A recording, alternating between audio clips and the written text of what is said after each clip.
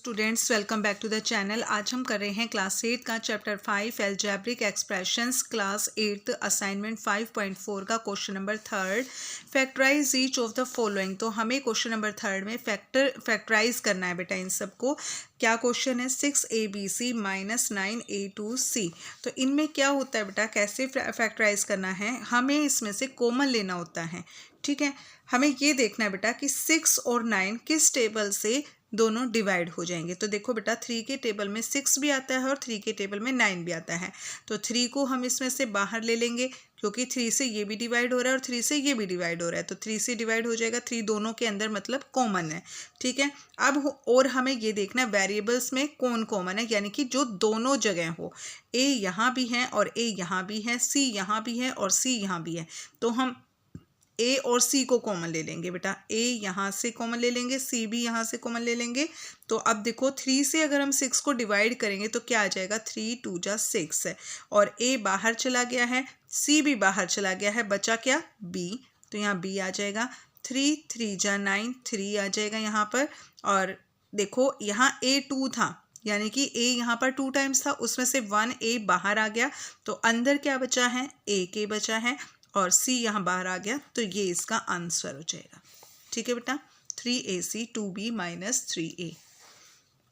Next है 4a2 x2 plus 8a3 x3। ठीक है, तो यहाँ से भी हमें कॉमन देखना है, यानी कि वो नंबर जो दोनों को डिवाइड कर सके वो नंबर देखना है। तो यहाँ पे देखो 4 4 1 जा 4, 4 2 जा 8। तो 4 से ये दोनों नंबर्स हमारे डिवाइड हो रहे हैं, तो 4 कॉमन आ जाएगा कि 4 दोनों में है। उसके बाद देखो यहाँ है A2, यहाँ है A3, यानी A2 दोनों जगह हैं, तो हम A2 को कॉमन लेंगे। अब आप ये मत सोचना कि A3 को क्यों नहीं लिया कॉमन, क्योंकि A3 इसलिए कॉमन नहीं लिया बेटा, A3 सिर्फ यहाँ है, यहाँ नहीं है, लेकिन A2 यहाँ पर भी है और यहाँ पर भी है। ठीक है, A2 कॉमन ले लिया हमने। x2 और x3, तो इसमें से कॉमन क्या है, x2 जो दोनों जगह हो। तो यहाँ से देखो बेटा 4a2 x2 सभी नंबर सारी चीज़ें बाहर आ गई है, तो अंदर क्या बचा, 1 बचा। और यहाँ 4 2 जा 8 2 और a3 था, उसमें से a2 बाहर आ गया है, तो अंदर क्या बचा, a बचा। x3 में से a2 बाहर आ गया, तो अंदर क्या बचा, x बचा। तो ये इसका आंसर है 4a2 x2 1 plus 2ax। Okay, next है बेटा ax plus ay plus az। तो यहाँ पे क्या चीज़ कॉमन है, a यहाँ भी है, a यहाँ भी है, a यहाँ भी है, तो हम a को कॉमन ले लेंगे।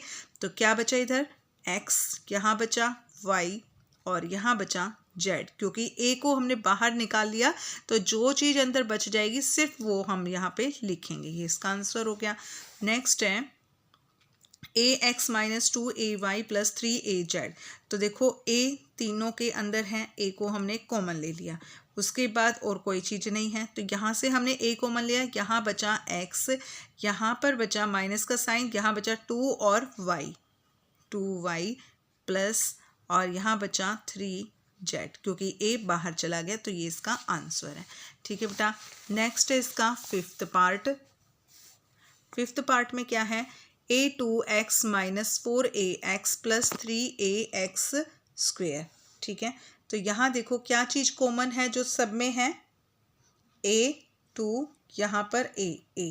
तो यहाँ पे बेटा a2 सिर्फ इसमें है और बाकी सब में a है, तो a कॉमन लेंगे हम, क्योंकि बाकी के पास a2 नहीं है, सिर्फ a है, इसलिए a हमने कॉमन ले लिया यहाँ पे।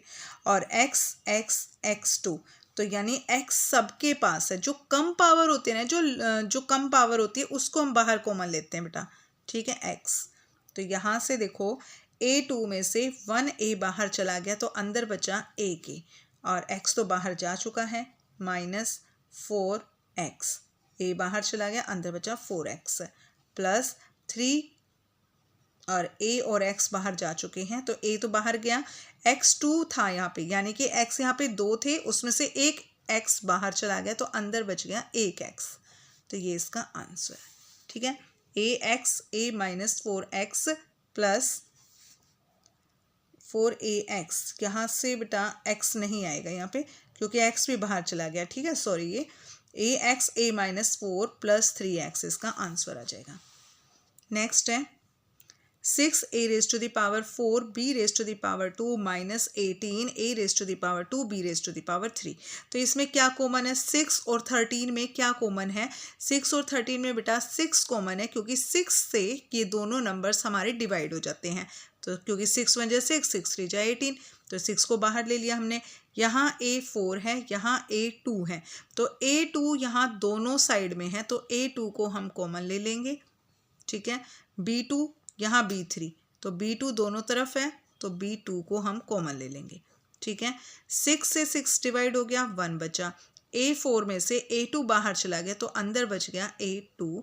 b2 में से b2 बाहर गया, तो कुछ नहीं बचा, माइनस 6 3 जा 18, तो यहाँ आ गया 3। और a2 में से a2 बाहर गया, कुछ नहीं बचेगा। b3 में से b2 बाहर गया है, तो यहाँ पर बचा 1b। ठीक है, तो ये इसका आंसर है 1a² minus 3b। Next part है इसका